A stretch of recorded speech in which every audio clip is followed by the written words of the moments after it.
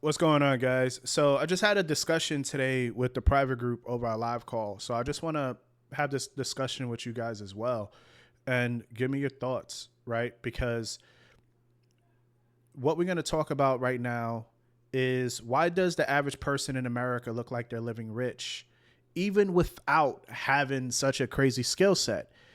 It's not always income, it's leverage. And the leverage starts with credit. And I know a lot of you guys see this, right? You see a person that is not highly, it's like, man, I'm smarter than this guy. But how come they have this out lavish lifestyle and I don't, right? And right away, you're thinking it's his skills, it's that person's skill set. It's just what they're selling. Most of the time, it's how a person could leverage credit. And a lot of us don't come from a circle that teaches us these things, and it sucks. But right now is a good time to start because when we hear about the American dream, they're trying to refer that to owning a home. But people say the American dream is owning a home.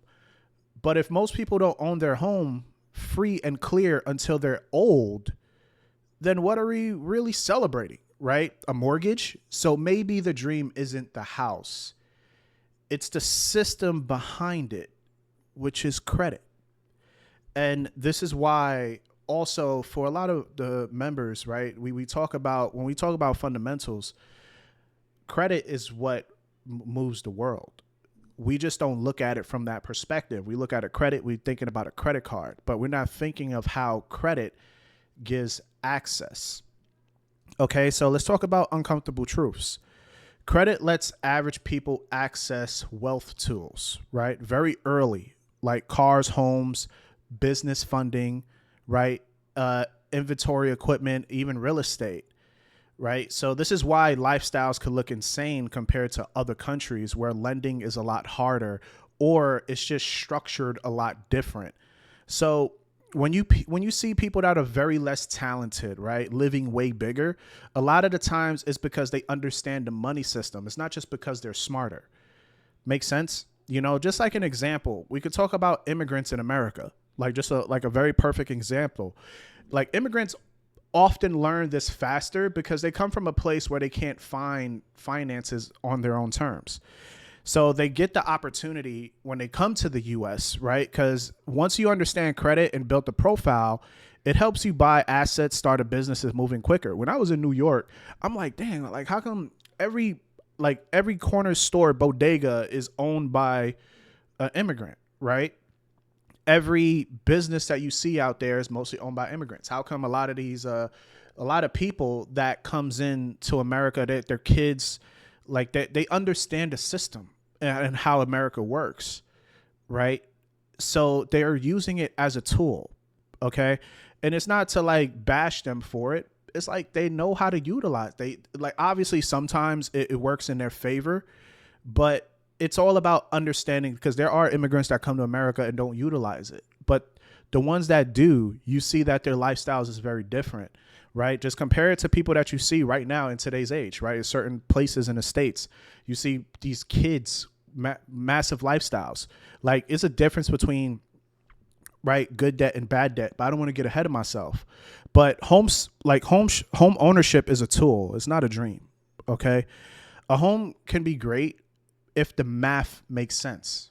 That's the goal, right? So it's not saying that the homes isn't a part of the American dream.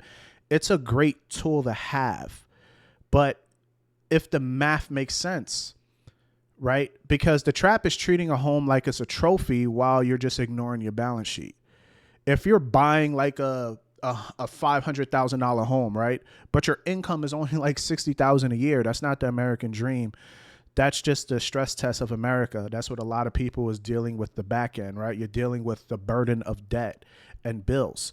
So now let's talk about the difference between good debt and bad debt, right? Very important because good debt is potential, right? You could fund an asset, you could pay it back, you could get cash flow from your business, you could get cash flow from renting equipment that increases the income, you could get fixed rates, affordable payments, and a stable plan. So good debt is not wrong with getting debt as long as it's good, right?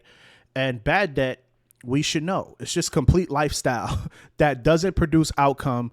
You're getting high interest debts, right? Especially in credit cards. People financing these expensive cars. They're stretching their payments out just to look rich.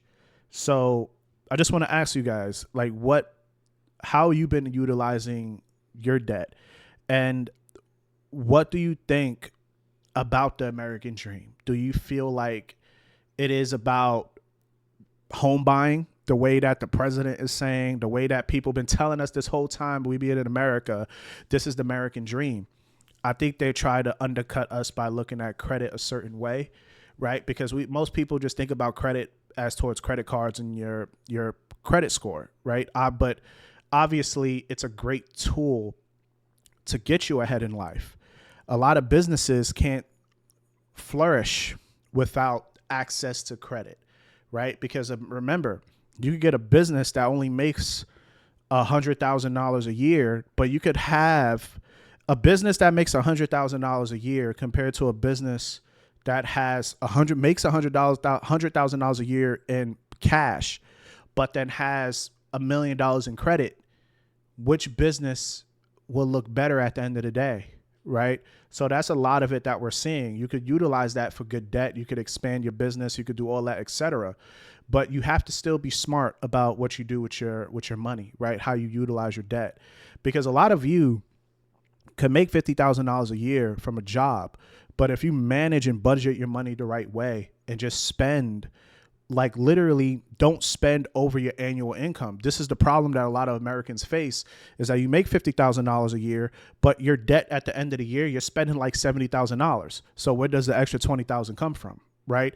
It comes from credit, and you're not getting money in return. And this is why a lot of people feel that stress. Like you're making $50,000 a year and then you get paid bi-weekly, but your rent is like $3,000 a month. And I understand that sometimes we can't control that because of rent prices, but this is how they get you. This is why a lot of people is struggling. This is why a lot of people is dealing with the burden of debt, right? And plus, like, trying to impress others. It's like that shit, man, it doesn't work, man. I don't recommend it, right? Don't impress people now. Work on storing your money the right way. Like, what is your budgeting plan? If you could work on that first, when you start getting more money in return, you're going to be able to handle it and utilize it the right way. Like right now, who you are, if throw you $1 million, you're just going to get a bigger house, bigger, more cars. You're just going to be in more debt than what you are in today, because we spend money the way we see other people spend money, right? Most of us don't come in and have a plan. And that's one of the biggest problems, right? So just to end it off, I promise I don't want to keep y'all here so long, but your edge is using credit. It's not the goal, but it's a weapon. Use it as a goal to increase cash flow and to give you options, right? Build credit to access capital. Use the capital to buy and build income. And try your best to reduce bad debt and build real assets, right? That's just the main goal, okay? And you don't need to buy a master plan course. You don't need to do all of that crap. Like, you can learn all of this stuff. You just have to apply the information. A lot of us know what we have to do. You just have to be in the verge to just do it. Stop trying to impress other people. It's more appealing being with somebody that has no debt, that you can make $60,000 a year, and your bills, all of your bills and debt for the year, you probably spend at least $30,000 or $25,000, if that's possible, right? You have to put yourself in a position where you could do that, and not in a position where you're spending $60,000 a year. Like, there's literally people out there that probably makes about $50,000 a month, and all of their bills is coming out to $45,000 or $40,000 or spending $50,000 a month, right? Compared to the person that's working a very bad minimum wage job, making $20,000 a year, and their bills is up to $20,000 too. So it's a mindset. It has nothing to do with the more money you make if you have that mindset. So you have to change your mindset, because that's what puts you in the next step in life, right? Because if you access capital right now with that same mindset, yeah, you in debt now making $20,000 a year, and then you find a way to get a whole bag, a lump sum of cash, and then you're spending it the same way. Now, oh, I made $50,000 in a month, but all your debt is coming up to $40,000 a month because you're paying for an overpriced condo. You got like 6 luxury cars. You're paying all, like, you got all of this stuff going out 24/7. So you don't understand how cash flow works and how money works. So obviously this is not going to help like change you guys overnight, but the goal is just to get you aware of the money system and know how to use it for your advantage. Okay. Because if you only chase the house without mastering credit and cash flow, you'll work your whole life to own something when you're old to like pretty much you'll work your whole life to own something when you're too old enough to enjoy it. Learn the system, then use the system. Let me just say that again because it's really good, right? If you only chase the house without mastering credit and cash flow, you will work your whole life to own something when you're too old to enjoy it. So learn the system and use the system. I know that's what got me where I am today was because I saw a person's life that they were over 50 years old, and you see how they let the system use them where they're still paying for a mortgage. And I'm like, damn, like, is this the life that I want? Right? So there's already, if you continue to do the route that you're going, that's your future. You're going to be 60 years old, still paying a mortgage, still stressing about bills. But it'll be better to be 60 years old. Your house is paid off because you understand how to use the system. You understand how to work cash flow, right? So this is just to get you guys aware and use this information to help you take advantage of these situations in life, right? Because now after this, you could do some homework. How could I learn the system? How could I take advantage of the system? And probably in 6 months to a year, you'll be a completely different person.